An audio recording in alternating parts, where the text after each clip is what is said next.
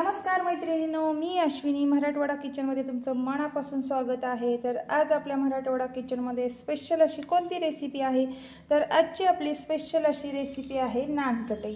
तर ही नानकटई अगदी घरच्या घरी मोजक्या साहित्यात मी कशी बनवलेली आहे ते जर तुम्हाला पाहायचं असेल तर व्हिडिओ तुम्ही शेवटपर्यंत पहा। नेहमीप्रमाणेच ही सुद्धा रेसिपी भरपूर अशा परिपूर्ण टिप्सनी आहे, त्यामुळे नक्की तुम्ही व्हिडिओ शेवटपर्यंत पहा। मराठवाड्या किचनची नानकटईची रेसिपी तुम्ही सुद्धा घरी बनवून बघा। अगदी बनवायला अगदी खूप सोपी आहे आणि खायला तर मस्त अशी खस्ता आणि खुसखुशीत झालेली आहे।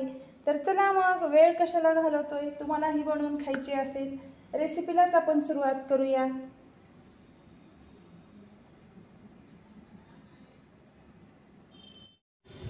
अशाच नवनवीन रेसिपी पाहण्यासाठी मराठवाडा किचनला सबस्क्राइब करा आणि बेल आयकॉन प्रेस करा। प्रश्न यूट्यूब फॅमिलीचे असतील, उत्तर मराठवाडा किचनचे असतील। नानकटई बनवण्यासाठी सगळ्यात अगोदर इथे आपल्याला एक बाउल घ्यायचा आहे। तुम्ही कोणतेही म्हणजे तुमच्याकडे जे भांडं आहे ते वापरले तरी चालेल। आता सगळ्यात अगोदर आपल्याला इथे एक अर्धा कप पिठी साखर या कपाने मी वापरलेली आहे। आता त्याच कपाने आपल्याला काय करायचं आहे, अर्धा कप इथं तूप वापरायचं आहे। तुम्ही कोणतेही मेजरमेंटचा कप घ्या किंवा एखादं जे भांडं तुमच्याकडे वाटी किंवा बाउल जे आहे तुम्हाला जितपत बनवायचे आहे तितपत तुम्ही ते भांडं वापरू शकता। तर इथे बघा एक अर्धा कप मी तूप घेतलेला आहे, तर यामध्ये मिक्स करायचं आहे आपल्याला। तर इथे तुम्ही म्हणजे तुपाऐवजी तेल, तूप, बटर काहीही वापरू शकताय। इथे तुम्ही बटर घेतले तरी चालेल अर्धा कप, किंवा मग तेल घेतले तरी अर्धा कप चालेल।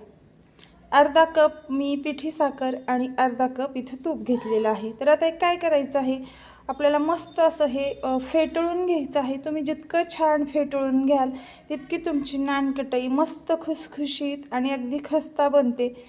तर व्यवस्थित आपल्याला एकाच डायरेक्शनमध्ये व्यवस्थित हे फेटळून घ्यायचं आहे या पद्धतीनं।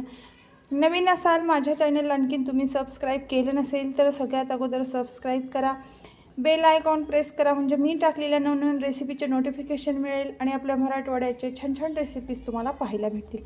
तर इथे बघा एक 5 मिनिट आपल्याला व्यवस्थित मस्त असं एकाच डायरेक्शनमध्ये व्यवस्थित फेटळून घ्यायचं आहे। नानकटईची म्हणजे पहिली स्टेप आणि खस्ता अगदी खुसखुशीत बनण्याची म्हणजे महत्त्वाची स्टेप असते ती म्हणजे तुम्ही जितकं छान पिठी साखर आणि तूप, तेल जे काही वापरलेलं आहे ते व्यवस्थित फेटळून घेतल्यावरच मस्त बनते।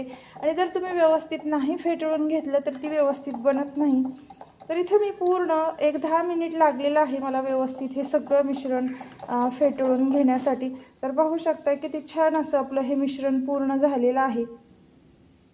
आता आपल्याला जितपत फेटळून घ्यायचं होतं तितपत हे मिश्रण मी पूर्ण फेटळून घेतलेलं आहे। अगदी क्रीमी मस्त असं याला टेक्स्चर आलेलं आहे, तुम्ही पाहू शकताय। आता इथं बाउलमध्ये एक मी गाळणी घेतलेली आहे। तर व्यवस्थित आपल्याला मैदा घ्यायचा आहे, तो गाळूनच घ्यायचा आहे म्हणजे मस्त बनतात। गाळून घेणं खूप महत्त्वाचं आहे। तर 1 कप इथं मी घेतलेला आहे मैदा। यामध्येच टाकून घ्यायचा आहे 2 चमचे रवा। 1 कप मैद्यासाठी इथं आपल्याला 2 चमचे रवा वापरायचा आहे। रवा यामध्ये टाकल्यामुळे खूप छान नानकटई बनते। आता यामध्येच आपल्याला टाकून घ्यायचं आहे 2 चमचे बेसन। इथे बघा मी त्याच चमच्यानं म्हणजे 2 कप रवा आणि 2 कप बेसन इथे टाकलेलं आहे। आता व्यवस्थित आपल्याला हे गाळून घ्यायचं आहे। हे गाळून घेतल्यामुळे कोणताही पदार्थ जर तुम्ही म्हणजे खुसखुशीत बनवत असाल तर नेहमी तो जे साहित्य वापरलेलं आहे ते गाळून घ्यायचं।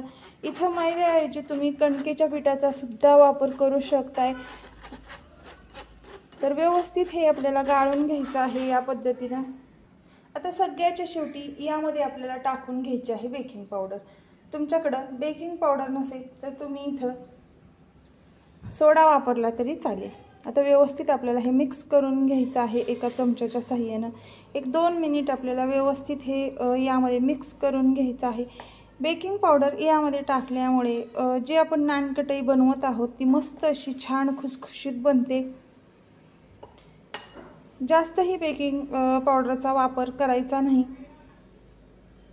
जे आपण हे बनवून घेतलेलं मिश्रण असते ते असं रवाळ टेक्स्चरमध्ये बनतं, त्यामुळे अजिबात जास्तसुद्धा इथं वापर करायचा नाही.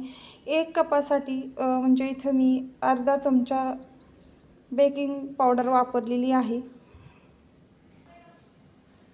तर आता इथं आपल्याला व्यवस्थित हे हाताने मिक्स करून घ्यायचं आहे. साखरेचा वापर तुम्ही कमी जास्त म्हणजे करू शकताय तुमच्या आवडीनुसार. जास्त म्हणजे गोड कितपत तुम्हाला आवडत आहे त्यानुसार तुम्ही इथं साखरेचा कमी जास्त वापर करू शकता. आता व्यवस्थित आपल्याला हे मिश्रण एकजीव करून घ्यायचं आहे या पद्धतीनं. आता हे पूर्ण व्यवस्थित असं आपण हे नानकटईचं पीठसुद्धा मळून घेतलेलं आहे.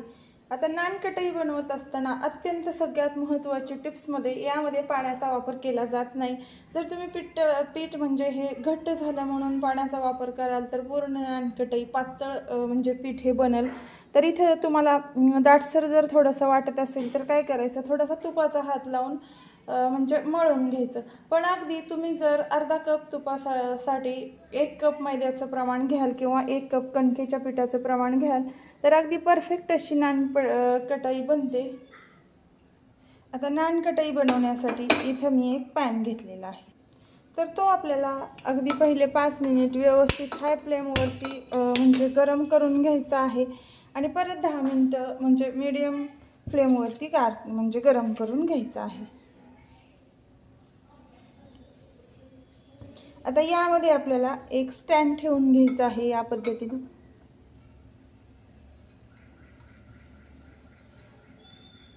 या स्टँडवरती ठेवून घेतलेली आहे एक प्लेट आणि त्यावरती ठेवून घेतलेला आहे बटर पेपर. बटर पेपरला आपल्याला थोडंसं तूप लावून घ्यायचं आहे या पद्धतीनं. आता यावरती आपल्याला एक झाकणी ठेवून घ्यायची आहे आणि हाय फ्लेमवरती हे 5 मिनिट आपल्याला गरम करून घ्यायचं आहे. तर इथे आता आपल्याला नानकटई बनवून घ्यायची आहे.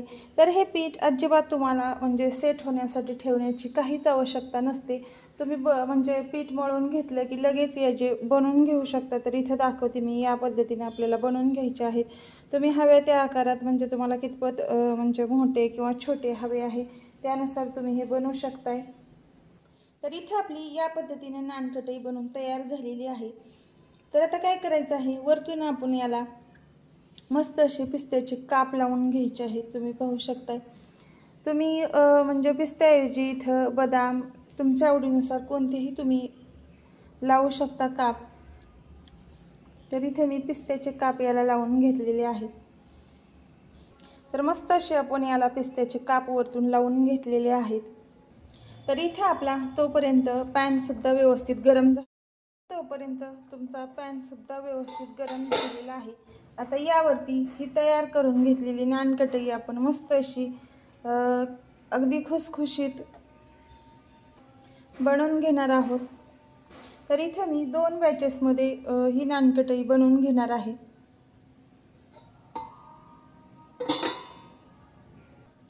आता आपल्याला यावरती एक झाकणी ठेवून मीडियम साईजवरती एक 10 मिनिट आपल्याला व्यवस्थित ही भाजून घ्यायचं आहे, व्यवस्थित बेक करून.